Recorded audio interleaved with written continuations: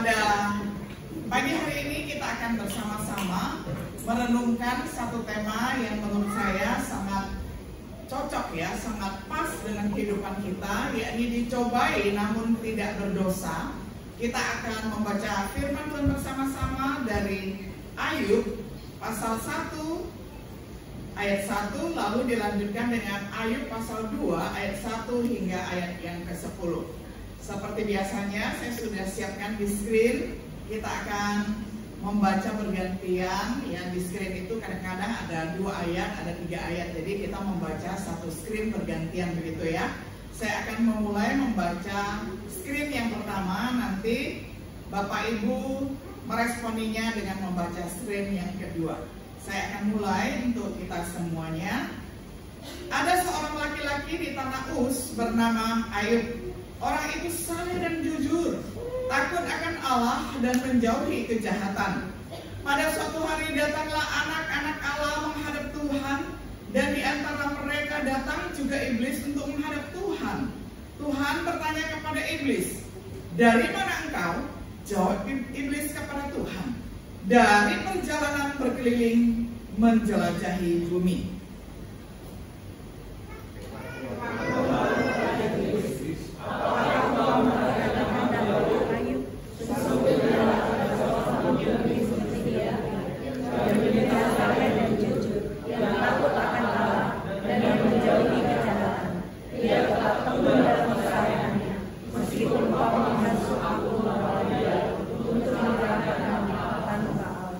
Jawab iblis kepada Tuhan, "Kulit ganti kulit. Orang akan memberikan segala yang dimilikinya ganti nyawanya. Tetapi layangkanlah tanganmu dan sentuhlah tulang dan dagingnya. Ia pasti mengutuki engkau di hadapanmu." Firman Tuhan kepada iblis, "Baiklah, ia dalam kuasamu, hanya sayangilah nyawanya." Kemudian iblis pergi dari hadapan Tuhan dan menampakkan atas isu yang besar dari belakangnya sampai ke puncak kepalanya. Lalu Ayub mengambil sekeping bening untuk membalut badannya sambil tidur di tengah-tengah anggur. Istrinya berkata kepadanya, "Masihkah engkau bertekun dalam kesalahanmu? Kutukilah Allah dan matilah." Yang terakhir saya bacakan untuk kita semua dari Ayub 2 pasal 2 ayat 10. Tetapi jawab Ayub kepadanya, "Engkau berbicara seperti perempuan bebal. Apakah kita mau menerima yang baik dari Allah tetapi tidak mau menerima yang buruk?" Dalam kesemuanya itu Ayub tidak berbuat dosa dengan bibirnya. Sampai sedemikian jauh pembacaan firman Tuhan. Bapak Ibu, kalau Bapak Ibu perhatikan di sini ya, ayat firman Tuhan yang kita baca ini adalah dalam terjemahan baru jilid kedua begitu ya. Kalau Bapak Ibu membaca jilid yang pertama, nampak sekali ya perbedaannya itu di dalam Ayub 2 ayat 10 yang saya bacakan tadi ya. Di sini diterjemahkan sebagai perempuan bebal. Kalau Bapak Ibu masih memegang yang terjemahan 1 ya, TB1 itu terjemahannya adalah perempuan gila gitu ya. Jadi mana yang lebih tajam ya? Menurut saya dua-duanya bagus ya.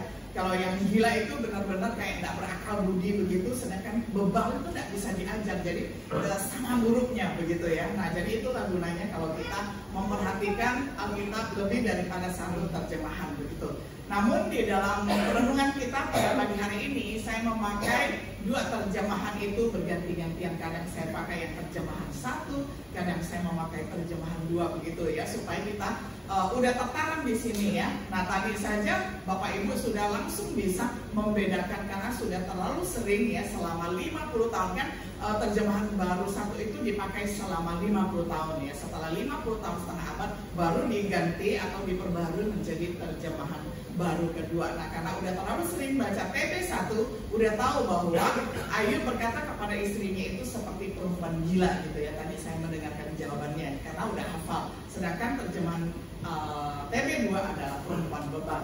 Baik Bapak Ibu yang dikasihi oleh Tuhan, Martin Luther, seorang tokoh reformasi yang sangat terkenal. Next slide ya.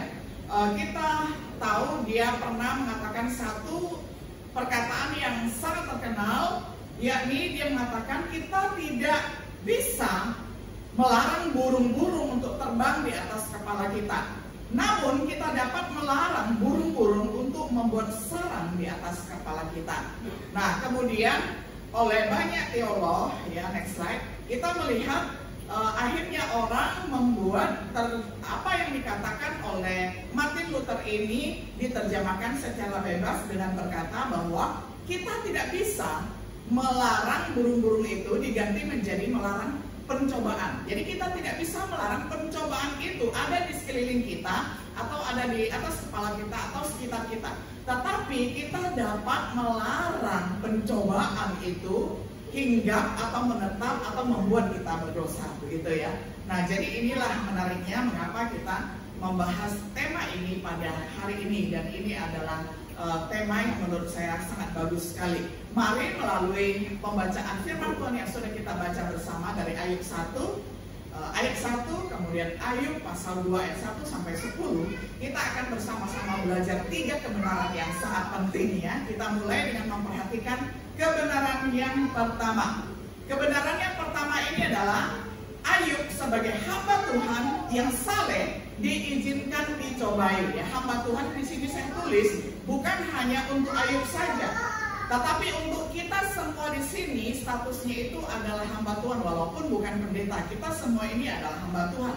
Jadi hamba Tuhan yang saleh, sekali lagi saya tekankan di garis bawahi, hamba Tuhan yang saleh itu diizinkan oleh Allah untuk dicobai. Di sini jelas-jelas Alkitab memberitahukan kepada kita bahwa Ayub itu dikatakan adalah seorang laki-laki yang saleh dan jujur ya, dari Tanah Uz ya, lokasinya itu benar-benar ada. Ini bukan tokoh fiksi, bukan tokoh dongeng begitu ya. Jadi dia adalah seorang yang nyata ya.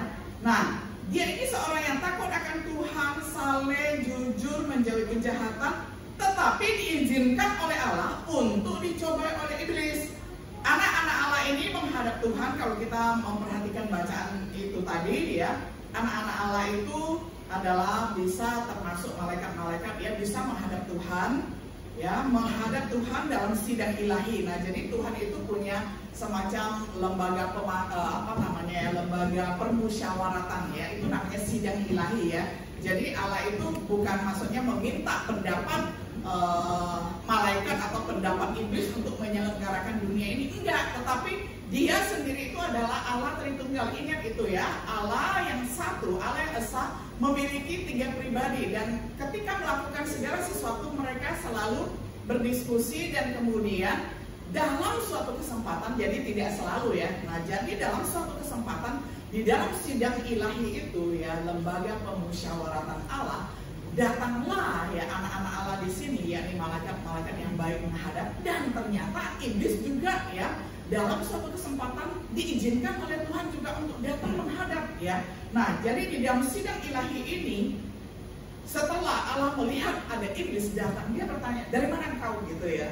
Pasti dengan tegas Allah menanyakan begitu. Bukan berarti Allah tidak tahu, tetapi Allah menginginkan pengakuan yang jujur dari iblis begitu, walaupun dia adalah bapa pendusta ya kan. Nah, tetapi kali ini dia menjawab secara benar ya. Iblis mengatakan dari perjalanan mengelilingi dan menjelajahi bumi. Memang pekerjaan dia itu memang mengelilingi, menjelajahi bumi untuk mencari mangsa begitu kan. Nah, jadi dia mengatakannya itu kepada Allah. Nah, lalu next slide kita melihat firman Tuhan kepada iblis. Apakah engkau memperhatikan hambaku Ayub? Nah, karena dia perjalanannya mengelilingi bumi, menjelajahi seluruh semesta ini, maka Allah langsung bertanya, kalau memang demikian kamu menjelajahi bumi, apakah kamu melihat hambaku Ayub ya, melihat hambaku yang saleh yang bernama Ayub? Sebab tiada seorang pun di bumi seperti dia yang demikian saleh dan jujur, yang takut akan Allah dan menjauhi kejahatan. Ia tetap tekun dalam kesalehannya meskipun engkau telah membujuk aku melawan dia untuk mencelakakan tanpa alasan. Nah, jadi di sini kita melihat bahwa iblis yang membujuk Allah supaya Allah itu dengan kuasanya menekan Ayub atau mencelakakan Ayub begitu ya kan. Jadi disinilah kita melihat bahwa pencobaan itu adalah inisiatif iblis ya, penjahat ya. Dia jahat sekali ingin menjatuhkan manusia, dan dia membujuk-bujuk Allah supaya Allah mengizinkannya ya untuk menodai Ayub ya, mengobrak-abrik hidup Ayub. Kalau Allah tidak mengizinkan itu tidak akan terjadi ya. Nah, jadi kita melihat ini adalah rahasia yang perlu kita perhatikan, bahwa setiap pencobaan yang dialami oleh manusia itu inisiatifnya bukan datang dari Allah. Allah tidak pernah mencobai. Banyak ayat firman Tuhan yang nanti kita akan tiba di sana. Allah itu bisa mengizinkan, tetapi dia bukan pribadi yang menginginkan kita jatuh. Allah menguji, iya ya. Nah, kita nanti akan melihat perbedaan antara menguji dan mencobai ya. Oke, sebelum tiba di sana kita melihat iblis, pekerjaannya itu adalah memang mengelilingi dan menjelajahi bumi, mengincar orang-orang saleh untuk dimasukkan ke dalam pencobaan, untuk dibawa ke dalam pencobaan.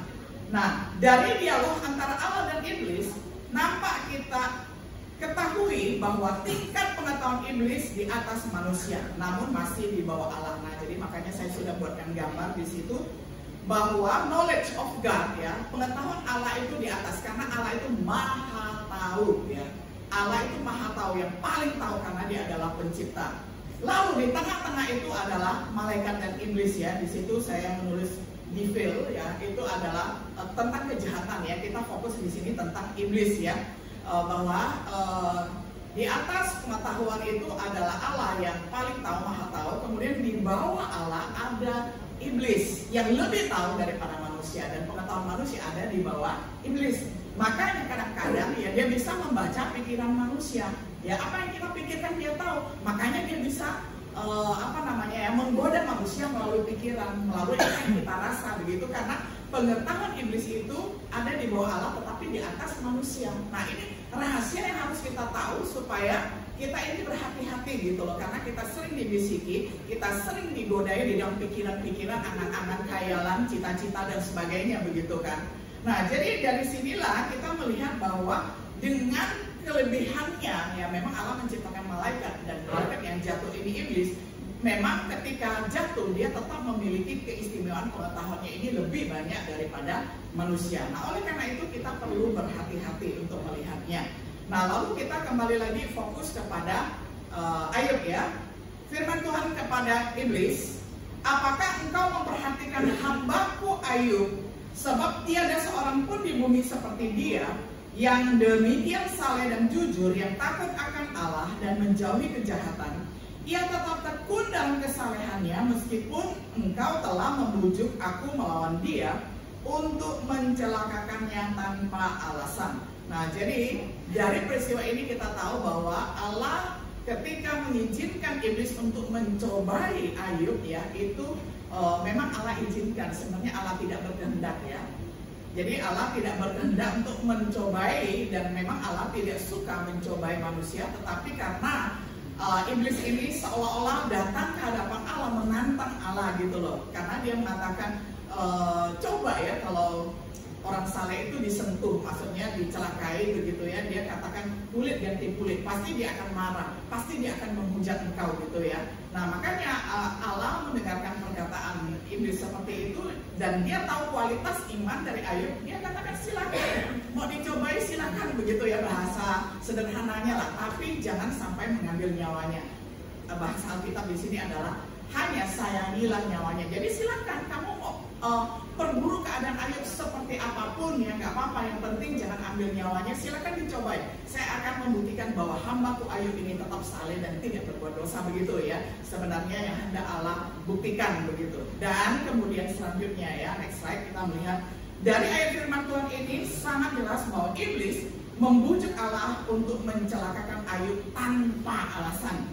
Iblis senantiasa berusaha untuk mencobai yang berakibat untuk mencelakai manusia, sedangkan Allah tidak pernah mencobai. Ya, Allah menguji manusia iya, jadi dia dapat memakai pencobaan yang diinisiasi oleh iblis, kemudian dipakai oleh Allah, akhirnya itu sebagai sebuah ujian. Karena pencobaan dan ujian itu berbeda. Kalau pencobaan selalu ingin menjatuhkan, sedangkan ujian itu adalah untuk menaikkan. Nah, ini bedanya ya. Makanya kalau kita mau menjadi driver ya, perlu ada ujian SIM, Kalau anak-anak sekolah, ya anak-anak kuliahan kan perlu ada ujian supaya naik tingkat kan begitu. Ujian itu selalu menaikkan level. Nah Allah itu selalu menguji, tidak pernah mencobai, karena mencobai itu selalu ingin menjebak atau menjatuhkan begitu. Tetapi catatannya adalah Allah dapat memakai cobaan yang dipakai oleh iblis itu untuk menguji manusia gitu ya. Karena Allah ini kan pandai ya, Allah ini sangat menguasai keadaan, jadi dia dapat mengubah yang buruk menjadi baik begitu ya. Nah jadi di dalam kasus Ayub ini kita dapat melihat bahwa walaupun iblis itu mencobai Ayub, tetapi Allah dapat mengubahnya menjadi sebuah ujian yang akhirnya kita melihat Ayub itu naik level ya. Walaupun kita tidak bahas di sini karena di sini hanya membahas dari pasal 1 sampai pasal 2 ya. Kalau naik levelnya kita melihat di bagian selanjutnya, di pasal-pasal selanjutnya ketika Ayub mendapatkan anak-anaknya yang cantik-cantik ya, maksudnya dapat anak-anak yang baru, kan anaknya 10 mati ya, itu kita tidak bahas di sini ya. Dan ujung-ujungnya adalah Ayub naik level gitu. Nah sekarang kita mau fokus kepada yang di sini saja, bahwa walaupun dicobai tapi tidak berdosa. Nah di sini kita melihat dalam kasus Ayub ini Allah mengizinkan iblis untuk mencobai Ayub karena Allah telah mengetahui kualitas iman Ayub yang tidak akan menyalahkan Tuhan walaupun apapun yang akan menimpa hidupnya. Jadi karena Allah Maha tahu ya, lebih tahu daripada iblis, maka dia mengizinkan, silakan katanya, hanya jangan sampai mengganggu nyawanya, jangan mengambil nyawanya. Nah maka ketika ya mendapatkan istilahnya lampu hijau dari Allah, iblis pun melakukan aksinya. Kita melihat ya bahwa Ayub akhirnya dicobai ya. Nah sekarang pertanyaan kita sebagai manusia, next slide. Pertanyaannya adalah mengapa Allah mengizinkan Ayub untuk dicobai oleh iblis? Nah jawabannya juga sudah kita dapatkan. Untuk mematahkan premis iblis ya, kita tahu premis iblis itu dikatakan di dalam pasal 2 ayat 4. Lalu jawab iblis kepada Tuhan, kulit ganti kulit, orang akan memberikan segala yang dipunyainya ganti nyawanya. Maksudnya kalau Ayub ini diganggu, menurut premis atau menurut tebakannya atau menurut dugaannya iblis, bahwa Ayub ini ya kalau diganggu itu pasti nanti dia akan meronta-ronta dan menghujat Allah begitu ya, karena dia sudah mengatakan ya kulit ganti kulit, artinya apa? Orang itu tidak suka disentuh. Kalau disentuh sesuatu yang menyakitkan, dia akan minta gantinya, apalagi sampai dekat mengambil nyawanya begitu ya. Nah ini premisnya iblis, tetapi melalui peristiwa ini kita melihat bahwa Allah mematahkan dugaan ataupun asumsi ataupun premisnya iblis ya. Nah akhirnya hal ini tidak terbukti. Ayub tidak menghujat Allah ya kan. Nah jadi Allah itu pengetahuannya lebih tinggi daripada iblis. Next slide.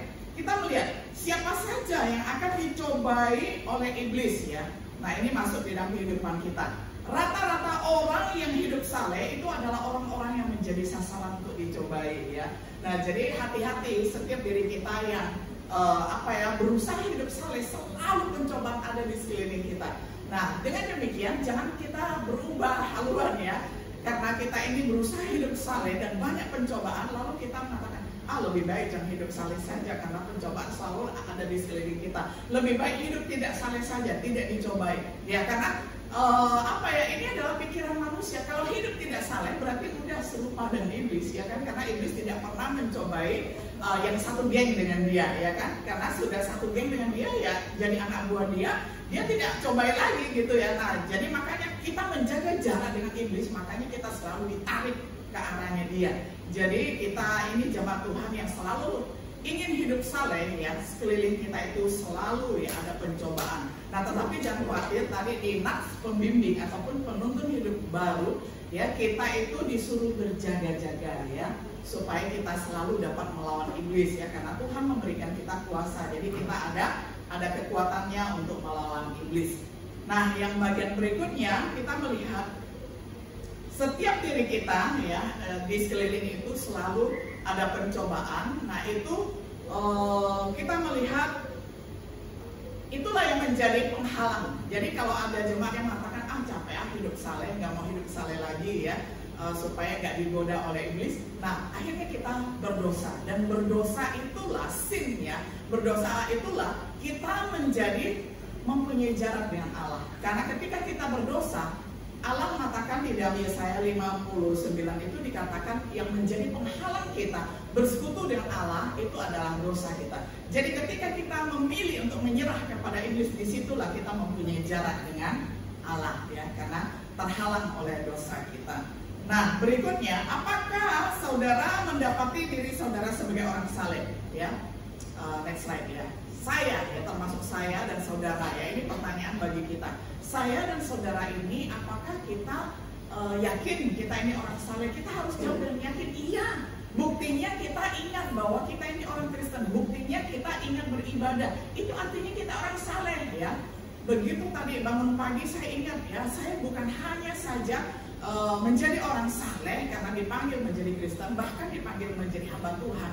Begitu bangun, walaupun saya sulit sekali bangun pagi ya, nah itu kelemahan saya secara daging ya, saya akui, saya sulit sekali bangun pagi, tetapi saya ingat ada tugas ya, menyampaikan firman Tuhan. Saya harus melawan walaupun berat sekali rasanya mata itu ya.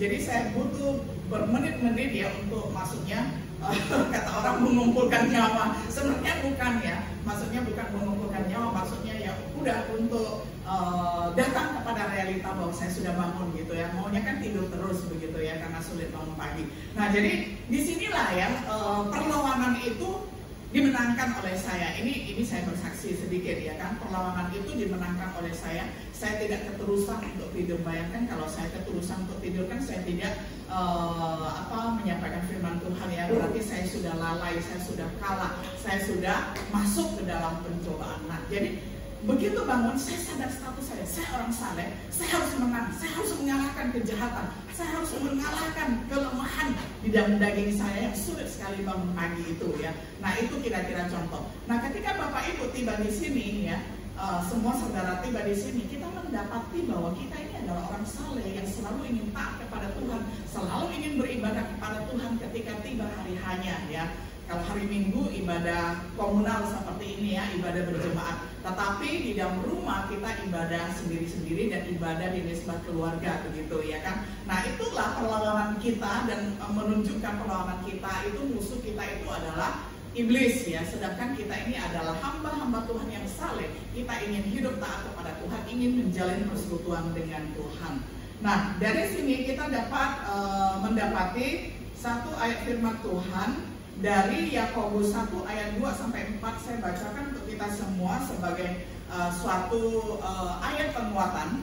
Saudara-saudaraku, anggaplah sebagai suatu kebahagiaan apabila kamu jatuh ke dalam berbagai-bagai pencobaan, sebab kamu tahu bahwa ujian terhadap imanmu itu menghasilkan ketekunan. Nah ini yang saya sebutkan tadi ya, saya lanjutkan lagi. Dan biarkanlah ketekunan itu memperoleh buah yang matang, supaya kamu menjadi sempurna dan utuh dan tak kekurangan suatu apapun. Coba perhatikan ya, Yakobus 1 ayat 2 sampai 4 ini. Pertama-tama dikatakan, saudara-saudara, kita harus berbahagia apabila kita ini masuk ke dalam kita ini jatuh ke dalam berbagai pencobaan ya. Kita harus bahagia. Nah karena apa? Karena pencobaan itu bisa diubah oleh Tuhan menjadi ujian begitu ya. Nah jadi kalaupun terpaksa harus sampai jatuh ke dalam pencobaan, itu bisa diubah oleh Tuhan menjadi ujian bagi kita.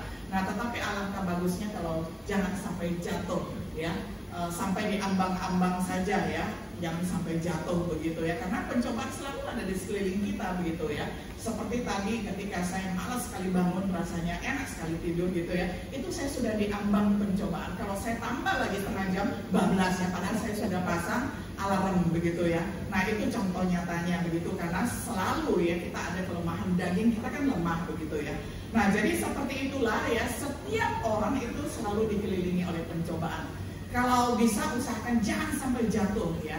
Karena apa? Karena kalau sampai jatuh kan sakit ya. Walaupun bisa bangkit lagi, Tuhan bisa ubah menjadi ujian, tetapi kan nggak enak ya kalau jatuh ya. Kalau bisa ya udah lawan saja begitu ya. Sehingga kita tetap memiliki pengalaman mengandalkan Tuhan dan kita menang begitu. Itu yang pertama ya, bahwa setiap orang saleh, saya dan saudara selalu dicobai karena di sekeliling kita banyak pencobaan. Nah sekarang yang kedua, kebenaran yang kedua kita pelajari dari kisah Ayub ini, bahwa nyata di balik sebuah pencobaan terhadap manusia ada batasan-batasan yang Allah tetapkan dan izinkan. Nah, ini penting kita perhatikan ya. Iblis mencobai itu. Hal yang kedua ya, hal yang kedua kita pelajari adalah iblis mencobai atas seizin Allah. Jadi kalau dia tidak memegang kartu ya atas seizin Allah, dia tidak bisa berbuat apa-apa. Dia terlarang untuk mencobai kita ya. Jadi kalau misalnya kita disentuh oleh pencobaan itu atas seizin Allah. Tapi kalau tidak atas seizin Allah, maka ya iblis tidak bisa berbuat apa-apa. Jadi ada batasan yang Allah tetapkan. Hal ini sangat relevan dengan ayat yang ditulis oleh Rasul Paulus di dalam Korintus ya, 1 Korintus 10 ayat 13 yang sangat kita kenal. Pencobaan-pencobaan yang kamu alami ialah pencobaan biasa yang tidak melebihi kekuatan manusia. Sebab Allah setia dan karena itu Ia tidak akan membiarkan kamu dicobai melampaui kekuatanmu. Nah, di sini nyata ya ada batasan. Kalaupun Allah mengizinkan pencobaan ada di dalam kehidupan kita itu biasa saja. Karena Allah tidak akan membiarkan kita ini dicobai melampaui kekuatan kita. Buktinya saya itu tadi ya udah pasang alarm masih ingin perpanjang 20 menit gitu ya. Tapi ya Allah tahu ya bahwa saya itu lebih kuat ya. Karena saya ini termasuk kalau misalnya ya bangun pagi agak sulit, dalam hal yang lain itu sangat disiplin. Jadi selama belasan tahun ya saya menjadi jemaat di sini dan juga dipercayakan untuk menyampaikan firman Tuhan. Saya belum pernah datang terlambat ya kan. Hari ini saya datang orang nomor 3 ya. Pertama-tama kan pasti Pak Pesik dan Ibu ya. Kemudian ada Elmi. Nah, saya orang nomor 4 ya. Jadi saya awal sekali datangnya gitu. Walaupun cobaannya itu adalah ayo tidur lagi 20 menit lagi gitu. Tapi saya menang gitu. Nah, artinya apa? Bahwa cobaan yang saya alami ini tidak melampaui kekuatan saya. Walaupun saya ingin perpanjang tidur saya, tapi buktinya saya adalah orang nomor 4 yang datang di gereja ini hari ini gitu ya. Dan selama saya dipercayakan khotbah, saya belum pernah datang terlambat ya, baik di sini maupun di mana saja, di luar kota ya, di luar pulau ya, tidak pernah datang terlambat ya, karena saya mendisiplinkan diri. Jadi kita bisa menang ya, kita bisa menang dan sangat bisa ya. Nah, yang berikutnya, next slide. Allah tidak pernah mencobai. Yang ada adalah Allah mengizinkan manusia dicobai. Ini kita harus tahu. Ketika Allah mengizinkan Ayub dicobai dan terbukti Ayub tidak menghujat Allah, maka Allah juga yang akan memulihkan Ayub ya. Nah, jadi memang karena Allah tahu kualitas diri kita, maka dia kadang-kadang membiarkan, oh nggak apa-apa, nanti toh dia akan bangkit. Dan ketika dia bangkit, dia akan naik level yang lebih tinggi begitu ya. Nah, seperti Ayub ini, Allah persilakan, nggak apa-apa, silakan kamu sentuh Ayub itu, hambaku yang saleh. Karena apa? Allah tahu kualitas iman Ayub, dia tidak akan menghujat Allah dan terbukti benar ya. Nah, next slide, kita melihat kebanyakan manusia dicobai oleh keinginannya sendiri ya, seperti yang tertulis di dalam surat Yakobus dikatakan, apabila seorang dicobai, janganlah ia berkata, pencobaan ini datang dari Allah, sebab Allah tidak dapat dicobai oleh yang jahat, dan dia sendiri tidak mencobai siapapun. Ini dia ya, dengarkan firman Tuhan ini baik-baik, bahwa Allah tidak pernah mencobai siapapun. Yang mencobai itu adalah iblis, tetapi Allah dapat memakai pencobaan itu untuk menguji kita. Nah, itu yang harus kita tanamkan dan pahami doktrin ini, ajaran ini ya, bahwa Allah tidak pernah mencobai siapapun, tetapi dia dapat memakai pencobaan itu untuk menjadi ujian supaya kita naik level begitu. Lalu yang berikutnya, ini contoh lagi ya, manusia sering menyalahkan Tuhan dengan berkata, ini salib yang harus saya tanggung ya, ini salib yang harus saya pikul waktu sakit misalnya. Dia udah tahu sakit mah ya kan, udah tahu sakit lambung, tapi waktu makan bakso ya, sambalnya juga 1 mangkok begitu ya. Nah, itu namanya bukan ujian, itu namanya membawa diri ke dalam pencobaan. Makanya di dalam doa Bapa kami kan ada kalimat, janganlah membawa kami ke dalam pencobaan, karena kita sendiri dapat membawa diri sendiri ke dalam pencobaan. Udah tahu sakit mah waktu makan bakso masih minta juga 1 mangkok tambahan, 1 mangkok sambal begitu ya, kalau nggak ada sambal nggak bisa makan. Nah, itu benar-benar adalah contoh yang nyata ya, itu bukan Allah yang mengizinkan untuk menguji.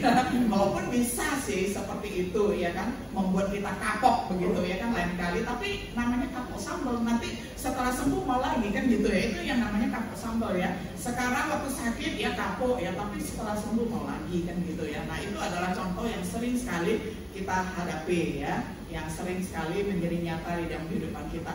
Jadi kalau kita membawa diri ke dalam pencobaan, jangan menyalahkan Tuhan dan juga jangan menyalahkan iblis, salahkan diri sendiri begitu ya. Karena iblis memang kerjaannya seperti itu, mencobai kita, tetapi kadang-kadang kita sendiri membiarkan diri kita dicobai kan begitu ya.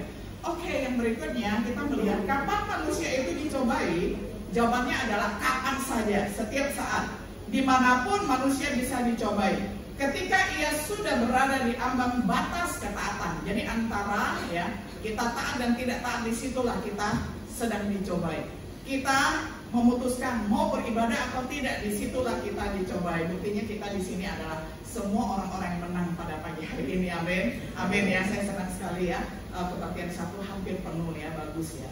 Kemudian yang berikutnya adalah mengapa manusia dicobai. Nah jawabannya adalah, gambar ini saya suka sekali ya, kita terpikat ya oleh keinginan kita sendiri. Terpikat itu sama seperti terpancing ya, iblis di balik pintu yang memancing kita begitu ya, oleh keinginan kita sendiri. Dia diseret ya oleh keinginannya sendiri. Kita lihat Yakobus 1 ayat 13 sampai 15 ya. Ayat 15 mengatakan, dan apabila keinginan itu telah dibuahi, ia melahirkan dosa, dan apabila dosa itu sudah matang, ia melahirkan maut. Nah, jadi sering sekali iblis ya memakai keinginan kita untuk memikat kita, sehingga akhirnya kalau kita merespon dan jatuh ke dalam pencobaan dan kemudian buah itu menjadi matang, maka akhirnya celaka sekali ya, melahirkan maut. Nah, manusia atau jemaat Tuhan itu mesti memiliki sikap hati seperti Daud ya. Next slide saya bacakan ya. Daud ini adalah orang yang aware ya, yang sadar bahwa setiap saat dia dicobai. Makanya doanya bagus sekali. Saya bacakan untuk kita semua ya. Doa dari Daud ini saya ambil dari Mazmur ya. Mazmur 26 saya bacakan untuk semuanya. Mazmur 26 ini adalah bagaimana cara Daud menghadapi pencobaan ya. Mazmur 26 untuk selalu bersifat terbuka dan memohon Tuhan menguji hati kita setiap saat ya.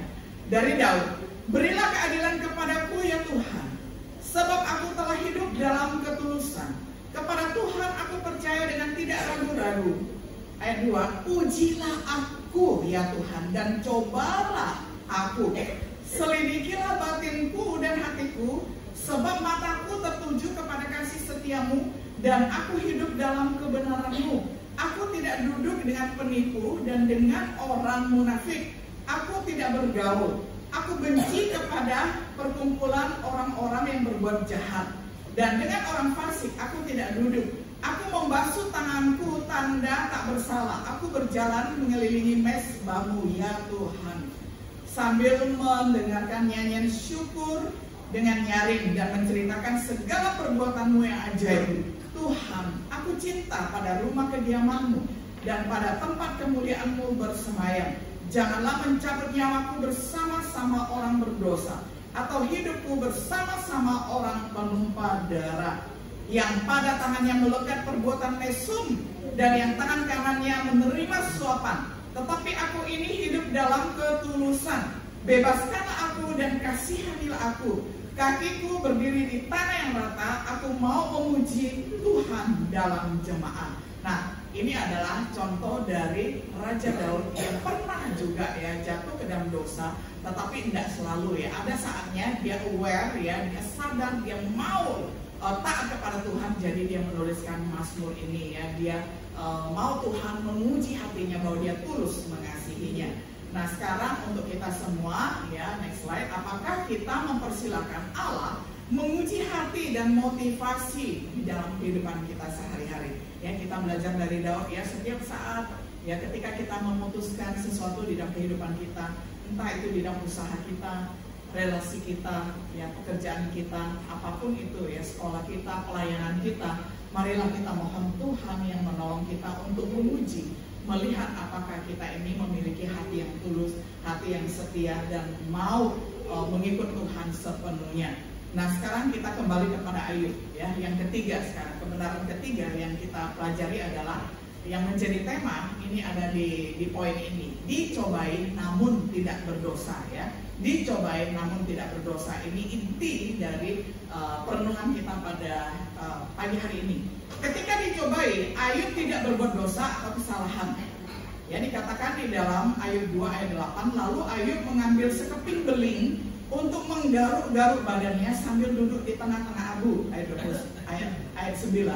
Maka berkatalah istrinya kepadanya, masihkah bertekun engkau dalam kesalehanmu? Kutukilah Allahmu dan matilah. Ya. Ayat 10. Tetapi jawab Ayub kepadanya, engkau berbicara seperti perempuan gila ya, atau perempuan edan begitu ya. Apakah kita mau menerima yang baik dari Allah tetapi tidak mau menerima yang buruk? Dalam kesemuanya itu Ayub tidak berbuat dosa dengan bibirnya. Ini luar biasa ya. Udah pasangannya itu ya menggoda dia untuk mengutuki Allah jelas-jelas ya. Matilah katanya, lebih baik kamu minta mati aja sama Tuhan. Kutuki Allah ya, hujat Allah. Dia mengatakan kamu perempuan gila begitu ya. Nah, jadi dia tetap kekeh dengan imannya bahwa Allah itu tidak mencobai. Allah itu adalah Allah yang baik ya. Nah, yang berikut kita melihat bahwa Ayub tidak mengutuk Tuhan dan mati karena dia memiliki pemahaman dan doktrin yang benar ya. Next slide ya. Kita melihat bahwa Ayub ini memiliki doktrin yang benar. Dia tahu bahwa Allah tidak mencobai dan Allah itu baik sekali ya. Jadi dia tidak jatuh ke dalam pencobaan walaupun disuruh oleh istrinya. Malah dia membalas istrinya dengan sengit ya. Engkau perempuan gila atau engkau adalah perempuan edan ya. Atau perempuan bebal begitu yang tidak bisa diajar. Kalau dia bisa diajar ya. Dia mengerti dan paham akan doktrin Allah yang berdaulat. Ayub mengetahui bahwa Allah berdaulat atas hidupnya, bahkan atas hidup semua makhluk di atas alam semesta ini. Jangankan ya atas diri kita pribadi demi pribadi, seluruh semesta ini saja ya Allah berdaulat. Nah, jadi percayakanlah hidup kita itu di tangan Allah pencipta kita. Dia yang paling mengenal kita, dia yang menciptakan kita. Nah, pada waktu kita terkena pencobaan, ini masuk ke dalam ranah kehidupan kita, apakah kita memiliki sikap seperti Ayub yang memiliki keyakinan yang teguh bahwa Allah tidak bersalah dalam segala keputusannya, atau kita dengan mudah kecewa ya, mudah marah, mudah menuduh Tuhan tidak adil terhadap kita? Respon kita ya sesungguhnya ini menunjukkan kita ini ada di level kerohanian tingkat berapa ya. Kalau di sini gambarnya adalah wah, level keimanan seseorang itu berbeda-beda ya.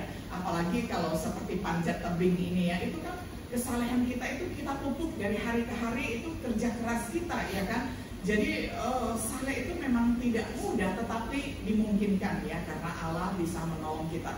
Nah, jadi ketika kita dicobai dan respon kita itu sebenarnya menunjukkan kita ini masih di level bawah atau sudah di level atas. Kalau Ayub pasti di level atas. Ketika dicobai dia tidak marah, ketika dicobai dia tidak kecewa, ketika dicobai ya dia tidak putus asa ya. Nah, jadi seperti gambar ini, kalau kita tahu di dalam kehidupan kita ini kita juga menerima cobaan tetapi diizinkan oleh Allah, itu menunjukkan kalau kita tidak marah, kita mungkin mirip seperti Ayub ya, yang tahu bahwa Allah itu berdaulat atas hidup kita ya. Nggak apa-apa ya, semua ya boleh diambil ya, tetapi jangan Allah yang meninggalkan saya, misalnya seperti itu berat sih ya. Memang berat, nggak semua orang bisa berkata seperti itu. Tapi kalau kita ada di level itu, berarti kerohanian kita tinggi sekali ya, level iman kita tinggi sekali.